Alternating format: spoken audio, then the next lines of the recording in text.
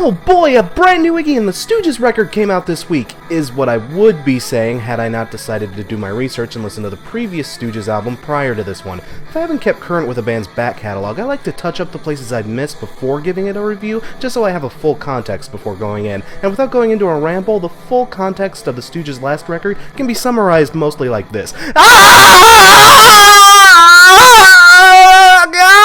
People, I'm gonna shoot straight with you. Raw Power is literally one of my top 3 favorite albums. It's a record I put on from time to time to remind me that for all the Nickelbacks, Creeds, and whatever the fuck this is supposed to be, there's still a good reason to love and cherish rock and roll. It's amazing.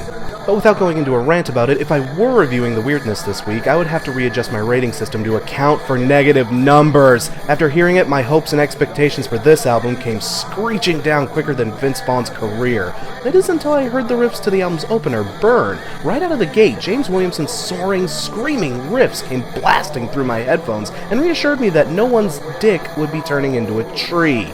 Seriously, the guitar work on this album is really, really good. Williamson must have been frozen in 1973 and thawed out 40 years later Demolition Man style, because this is as close to the original raw power guitar sound that this, or any other band, has even come close to emulating. The title track and the song Gun in particular showcase some incredibly solid licks and interesting solo work to boot.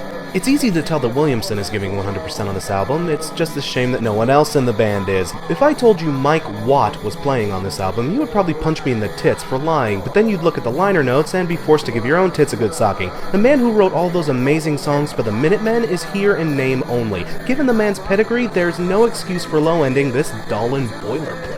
I mean, I know Dave Alexander and Jimmy Recca never did anything too flashy, but you don't hire Jeff Gordon to wash your car, and you don't hire Mike Watt to stand there and pick his nose. They could have rubbed begging strips all over Rickenbacker and gotten Iggy's dog to produce pretty much the same sound. Why hire one of the best bass players in punk history if you're not gonna fucking use him?